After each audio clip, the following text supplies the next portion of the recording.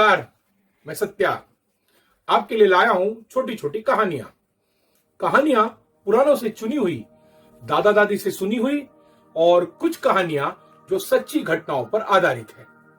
इन कहानियों से मनोरंजन के साथ साथ हम कुछ सीखेंगे और सिखाएंगे भी।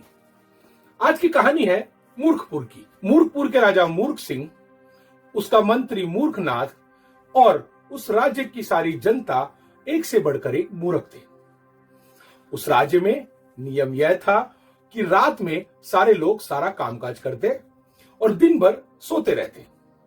वहां एक और नियम था कि कोई भी वस्तु किसी भी दुकान में केवल 1 रुपए की मिलेगी।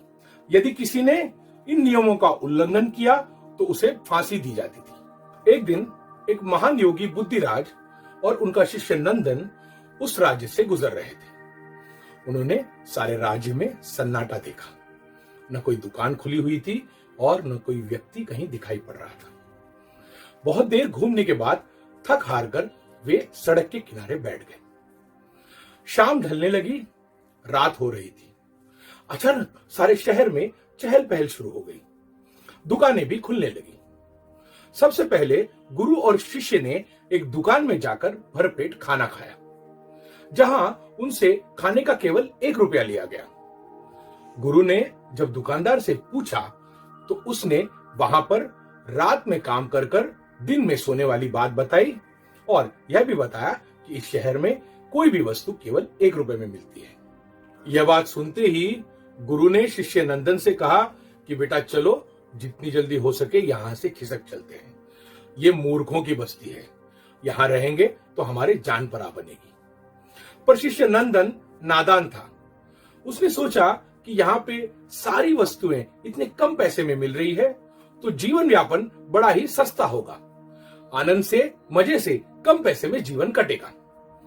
पर गुरु ने उसे फिर से समझाने की कोशिश की कि बेटा, ये लोग कभी भी कुछ भी कर सकते हैं, यहां रहना खतरे से खाली नहीं है।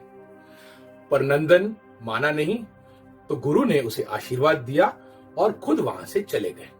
अब नंदन मूर्खपुर में रहकर खा पीकर भारी भरकम और मोटा होता जा रहा था।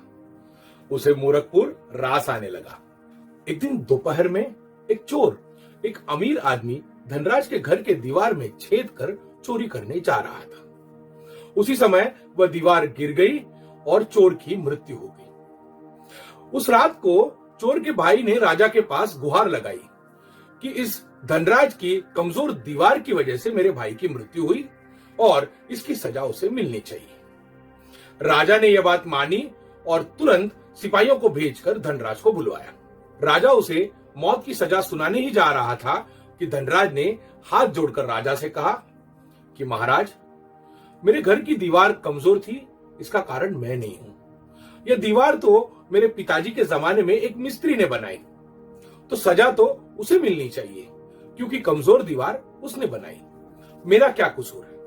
राजा ने यह बात मान ली और सिपाहियों को भेजकर उस मिस्त्री को बुलवाया, जो अब काफी बूढ़ा हो चुका था। मिस्त्री ने राजा से कहा कि महाराज, मैं तो अपना काम बड़े ध्यान से कर रहा था, लेकिन वहां पर उस समय एक लड़की बार बार रास्ते से चल रही थी। उस लड़की के पांव के पायल की आवाज से मेरा ध्यान भटक गया और उसकी वजह से दीवार कमजोर बनी। तो महाराज, न वो लड़की वहां से बार बार गुजरती, न उसके पांव की पायल की आवाज मुझे सुनाई देती और न ही मेरा ध्यान भटकता और न दीवार कमजोर बनती। इसीलिए कसूरवार तो वो लड़की है, मैं नहीं हूं महाराज। सजा उस लड़की को मिलनी चाहिए। राजा को यह बात भी ठीक लगी। उसने उस लड़की को बुलवाया। वह लड़की भी अभी काफी बूढ़ी हो चुकी थी, जिसने आकर महाराज से कहा कि महाराज, गलती मेरी नहीं है। मैं उस जमाने में कुछ गहने बनवाना चाहती थी जो मैंने सोनार को दिए थे। उस सोनार ने गहने बनाने में इतनी देर कर दी कि मुझे बार बार उस सोनार के यहां जाना पड़ा। तो गलती महाराज मेरी नहीं है, गलती उस सोनार की है। यदि वो समय पर मुझे अपने गहने दे देता तो मैं बार बार इस रास्ते से नहीं चलती। तो महाराज, सजा का हकदार तो वो सोनार है। अब उस सोनार को दरबार में बुलवाया गया। सोनार के पास भी अपने आप को बचाने के लिए एक और कहानी थी। उसने महाराज से कहा कि महाराज, उस समय एक अमीर आदमी के घर में शादी थी। उसके लिए बहुत सारे गहने बनाने थे। उन गहनों को बनाने में इतना समय लग गया कि मुझे इस औरत के गहने बनाने में देरी हो गई। इसीलिए सजा का हकदार मैं नहीं हूं, वह अमीर आदमी है जिसके घर में शादी थी। तो महाराज, सजा उस अमीर आदमी को दीजिए और मुझे बख्श दीजिए। राजा को यह बात भी रास आई। अब उस अमीर आदमी के बारे में पूछताछ होने लगी जिसके घर में उस समय शादी थी। अब यह निकला कि वह अमीर आदमी है धनराज का पिता। अब सजा प्राप्ति धनराज के पिता हो गए, पर उनकी तो मृत्यु हो चुकी थी। राजा ने धनराज से कहा कि तुम्हारे पिताजी की जायदाद, धन दौलत, सब कुछ तुम्हें प्राप्त हुई है, तो इसीलिए उनके हिस्से की सजा का भुगतान भी तुम्हें ही करना पड़ेगा। इसलिए कल रात को तुम्हें फांसी दी जाएगी। अब मूर्खपुर में मूर्ख राजा के मूर्खतापूर्ण सजा की तैयारियां मूर्खतापूर्वक शुरू हो गई और धनराज को मूर्ख जनता के सामने फांसी देने के लिए चौराहे पर फंदा तैयार किया गया। दूसरी रात जब धनराज के गले में फांसी का फंदा लगाया गया तो वह फंदा काफी बड़ा निकला। क्योंकि धनराज दुबला पतला आदमी था, फांसी का फंदा उसके गले में तंग बैठ नहीं रहा था। अब मूर्ख राजा, मूर्ख दरबारी और मूर्ख जनता यह सोचने लगी कि कैसे फांसी दी जाए। उसी समय मूर्खनाथ ने यह कहा कि फांसी तो किसी भी तरह होनी है, क्यों ना हम किसी ऐसे व्यक्ति को पकड़कर लाएं जिसका गला फांसी के फंदे में तंग बैठे। मूर्ख मंत्री के इस बुद्धिमान सुझाव की सारे लोगों ने प्रशंसा की और राजा ने तुरंत आदेश दिया कि जाकर किसी मोटे व्यक्ति को पकड़कर लाए जिसका गला फांसी के फंदे में तंग बैठे। सिपाही अब कोई मोटा आदमी खोजने लगे। अब हुआ यूं कि वहीं मूर्खों के बीच में नंदन खड़ा हुआ था। सिपाहियों की नजर उस पर पड़ी। भारी भरकम मोटे नंदन को देखकर सिपाहियों ने उसे धर लिया और उसे पकड़कर फांसी के फंदे पर ले गए।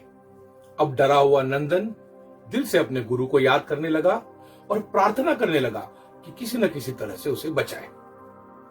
नंदन के गुरु बुद्धिराज अंतर्यामी, महायोगी और चमत्कारी थे, इसीलिए वे वहां तुरंत अपने शिष्य को बचाने के लिए प्रकट हो गए। वे दौड़कर फांसी के फंदे के पास गए और वहां से चिल्लाने लगे कि पहले मुझे फांसी दो, पहले मुझे फांसी दो। फांसी के फंदे के पास अपने गुरु को देख नंदन उनकी रणनीति समझ गया और वह भी जोर जोर से चिल्लाने लगा कि नहीं नहीं, उन्हें नहीं, पहले फांसी मुझे दीजिए, उन्हें नहीं, पहले फांसी मुझे दीजिए। यह सुनकर सारे मूर्ख हैरान हो गए कि ये दोनों मरने के लिए पहले मैं क्यों कर रहे हैं। कुछ समय बाद राजा गुरु बुद्धिराज को अलग ले गया और उनसे इस पहले मुझे फांसी दो का राज जानना चाहा। गुरु ने उसे बताया कि यह फंदा चमत्कारी है महाराज। जो इस पर पहले फांसी चढ़ेगा वह अगले जन्म में इस राज्य का राजा बनेगा और जो दूसरा चढ़ेगा वह अगले जन्म में इस राज्य का मंत्री बनेगा। यह बात सुनकर राजा सोचने लगा कि क्यों कोई और अगले जन्म में इस राज्य का राजा बने। मैं ही फांसी चढ़ जाता हूं और अगले जन्म में भी इस राज्य का राजा बन जाता हूं। राजा ने अब ऐलान किया कि फांसी अगले दिन होगी। यह सुनकर मूर्ख जनता वहां से बिखर गई। अब राजा ने धीरे से गुरु बुद्धिराज के पास जाकर पूछा कि महाराज, आप तो महाज्ञानी हैं, कृपया ये बात बताइए कि इस फांसी के फंदे पर अगर किसी पतले आदमी को लटकाना हो तो कैसे करें। बुद्धिराज ने मुस्कुराते हुए राजा को फांसी के फंदे की गांठ खोलकर छोटा बड़ा करने की तरकीब सिखाई। फिर गुरु और शिष्य को दो सिपाहियों के साथ चौराहे से कुछ दूर पर रुकने को कहकर राजा भी वहां से चला गया। अब सुबह हो चुकी थी। सारे शहर में सन्नाटा छा गया। वे दो सिपाही भी सो गए। अब केवल गुरु बुद्धिराज और शिष्य नंदन ही जाग रहे थे। कुछ समय बाद उन्होंने देखा कि मूर्ख राजा और मूर्ख मंत्री चौराहे पर आकर फांसी के फंदे की गांठ खोलकर छोटा कर दोनों एक के पीछे एक उसी फंदे पर लटक गए।